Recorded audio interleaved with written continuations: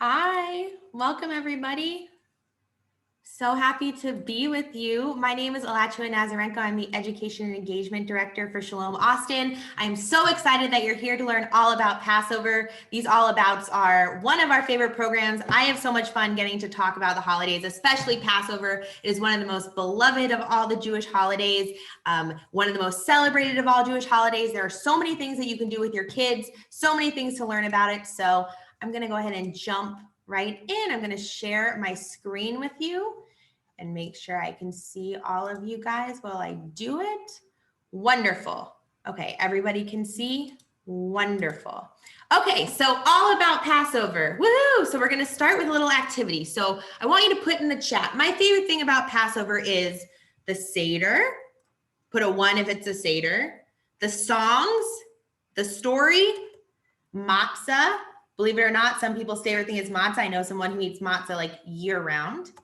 Something else that I didn't put on this list, or I'm not sure yet, and that's okay too. Maybe you don't know what your favorite thing about Passover is yet. I'm looking. The songs, I love the songs too. The Seder and the songs kind of go hand in hand, right? The story. Well, no one's put matzah yet. I'm shocked. I should have put matzah variants, like matzah brie, matzah bark, things like that. Anybody else? I'm not sure yet. Cool. Wonderful.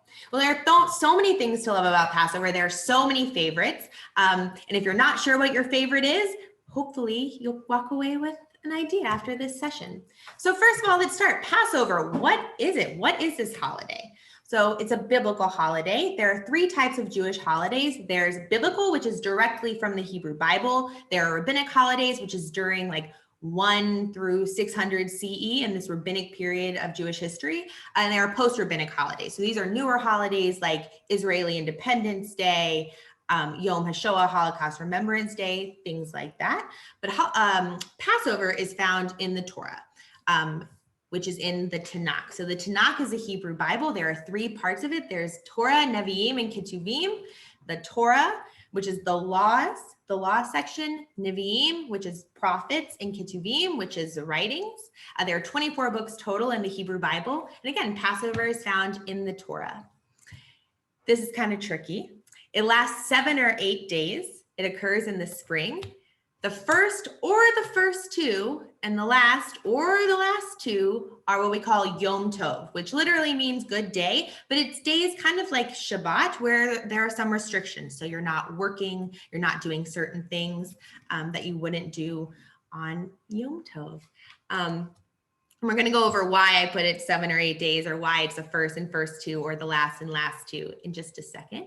It always occurs on the 15th of Nisan in the Hebrew calendar. This year that corresponds to March 27th. So it starts on the evening of March 27th. It looks kind of tricky. It looks like Passover starts on a different day every year, but actually it doesn't. It always starts on the same date in the Hebrew calendar, but the Hebrew calendar is a lunar calendar and the Gregorian calendar is a solar calendar, so they don't always match up. So that's why it looks like it starts on a different date every year, but it actually doesn't. Always starts on the same date. So let's go back to the 7 or 8 days or first 2, last and last 2 situations. So way back before there was a standardized calendar, they only knew, Israelites only knew that a holiday was starting when they saw the new moon and a messenger went out and told everybody. And that could take a little while. If people were living far away, they're living outside of Israel, it could take a minute. So the fear was that if it took too long, if the news took too long to reach them, they might miss this Yom Tov, this first day of the holiday, and they might do things that were prohibited or forbidden. So they kind of built this fence, this safety net, and said, okay, outside of Israel, we're going to make this holiday last for 8 days. And we're going to say that the first 2 and the last 2, instead of just the first and the last, are these Yom Tov days. In Israel, it's celebrated for 7 days. But outside of Israel, to create this safety net is often celebrated for 8 days. And this tradition stuck. It stuck with other holidays. You see it happen with holidays like Sukkot, same thing, where they don't want to, people didn't want to mess it up, didn't want to do things that were prohibited by Jewish law. So they just said, let's make it a little longer and be careful. Now, I said it's often celebrated for 8 days outside of Israel. This, of course, depends on denomination. Reformed Jews, for example, will still usually celebrate it for 7 days. But it's just an interesting little fact and can sometimes look confusing, but it's not. Continuing, what is it? So it's one of the 3 major pilgrimage festivals when people would go to the temple in Jerusalem to make sacrifices and to give offerings. It commemorates the Israelites being freed from slavery when Moses led the Israelites out of Egypt, and it starts when the Israelites wandered in the desert for 40 years. So the story is, we're going to kind of skip the beginning of Moses growing up just for time and brevity. But in Egypt, there was a ruler, Pharaoh, and he was very concerned that the Jews were going to rise up against him. So he put them all into slavery. And there was this man named Moses. And God revealed himself to Moses in a burning bush and told him to rise up and lead the people out of Egypt, to go to Pharaoh and demand that Pharaoh let the people go. Let the Israelites go. You've probably heard the song, "Let my people go, go down Moses," because God told him to go to Pharaoh. So Pharaoh and his brother Aaron Moses and his brother Aaron go to the Pharaoh and they say, "Let my people go." And Pharaoh says, "Absolutely not." So God brings plagues to Egypt, one after the other, 9 different plagues. And then finally, Pharaoh keeps saying, no, no, no, no, no. And finally, the 10th plague, God kills all of the Egyptian firstborn children. And Pharaoh says, "Yes, please get out of here." And this 10th plague is actually where Passover gets its name, because they say the angel of death passed over the houses of the Israelites. It only affected the Egyptians. It's actually also the reason why it starts on the 15th of Nisan. This is the date that the actual passing over happened. So after that, Pharaoh said, "Please get out of here. Don't stay anymore. That's terrible." The Israelites left. And right after they left, Pharaoh decided he was really going to miss that free labor, and he changed his mind. He sent his army after the Israelites. They got to the Sea of Reeds. God told Moses to lift his staff over the water, spread the water. The Israelites were able to go through the split sea, cross on dry land, get to the other side safely. When the Egyptian army tried to cross, God closed the sea around them. They weren't able to reach the Israelites. The Israelites were a free people. They sang and danced and gave praise to God. And that, in a nutshell, is what we're celebrating, this freedom, this liberation. Passover is a communal holiday. So obviously we're in a different situation this year. We were in a different situation last year too.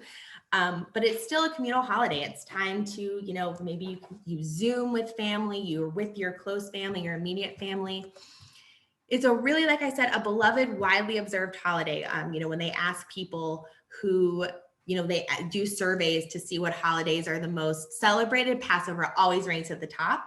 So let's celebrate. It's a super fun holiday and it's coming up. So how do we celebrate? What do we do?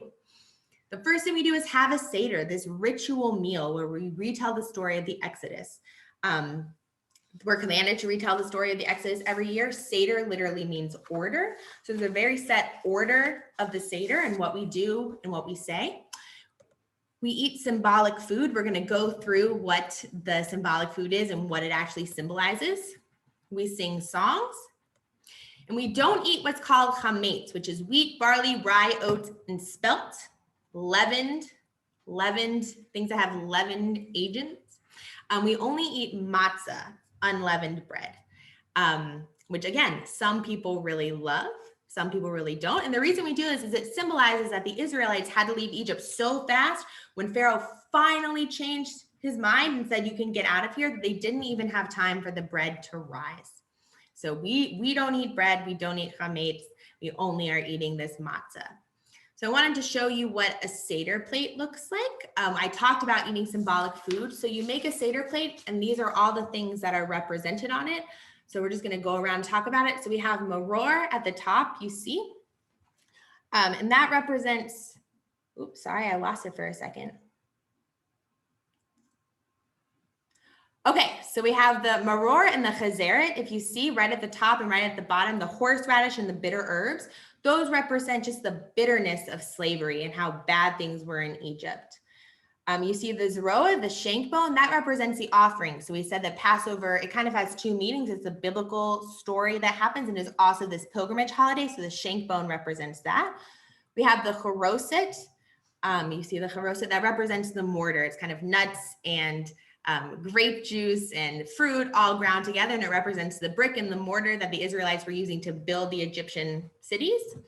We have the greens, and that symbolizes the karpas, the greens, that symbolizes springtime, the new planting season. And also at a point in the Seder, we dip the karpas into salt water, and that symbolizes that things were good at the beginning when the Jews got to Egypt, and then things kind of went bad. That's the tears of the Israelites. And then finally, we have the beit sah, the egg, and that symbolizes new life, spring. So that is what you have on the Seder plate. In the middle, you see a little matzah. We're also eating matzah at the Seder. A lot of matzah on Passover. So again, what do we do? So we talked about this. Observant Jews won't work on either the first or the first two and the last 2 days of Passover. This is kind of fun. During the Seder meal, people will often lean to one side on pillows to represent that when we were slaves, we couldn't get comfortable. We couldn't lay down during a meal. We couldn't get comfy. We had to, be very, straight. But now we can, because we're free. We hide a special piece of matzah. It's called the afikomen, which is actually not Hebrew, it's Greek for dessert. And we hide that for kids to find. And that's kind of towards the end of the Seder. And that the goal is really to, have something fun. It's the dessert. And then there's the rest of the Seder after. I also wanted to show you a Seder plate that actually has food on it, so you can see what it looks like with the lettuce and the greens and the egg and the horseradish and the bone. So what do we say on Passover? What are the things that we say to each other? So Passover in Hebrew is Pesach. We have the Seder, which literally means order, because there's a set order to what we do in this meal, but it's the ceremonial meal. What we read, the story, the way we tell the story, is from the Haggadah. It literally means telling, but it's the text that we use during the Seder that has the narrative of the Exodus in it. Matzah, this unleavened bread. The afikomen, the matzah that we hide. The chametz that we're not allowed to eat.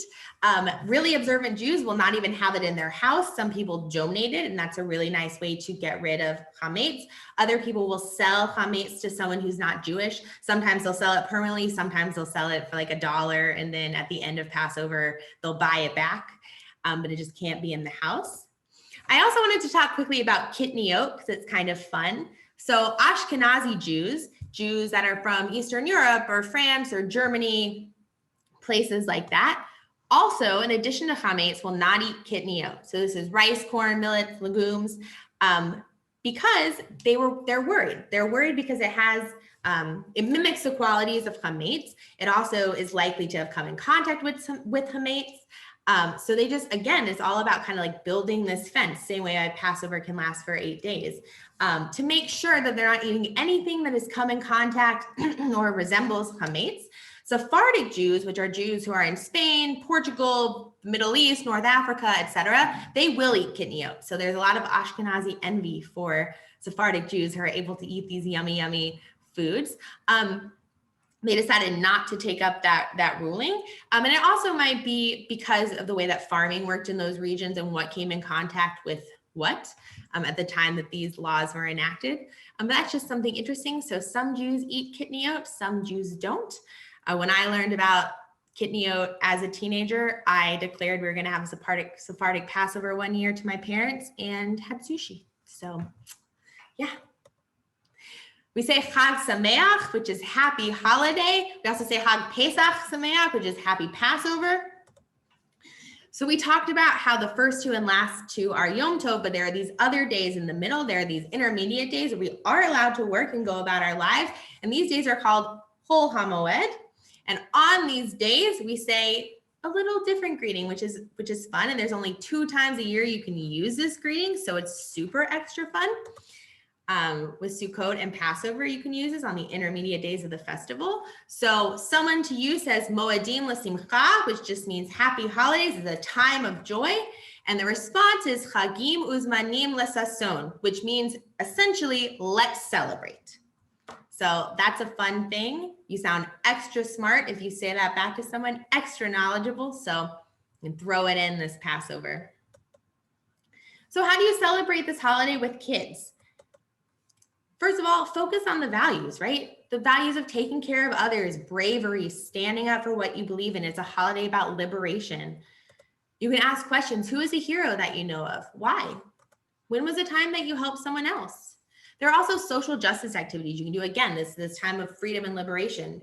Donating chametz is one example of that. I'm going to give a resource sheet at the end of this that has a whole list of social justice ideas, which is really cool. You can watch and listen to I put appropriate story. The killing of the firstborn can be a little scary. Some stories, say they hid the firstborn to make it a little more palatable. But again, on the resource sheet, I put a podcast, I put Shalom Sesame videos. So there are ways to do that. Involve them in the Seder, right? You can set a table checklist and say, do we have everything we need? Have them help you. The 10 plagues is a really fun way to incorporate them. There are finger puppets you can print out. There are masks you can make easily, even just with paper plates.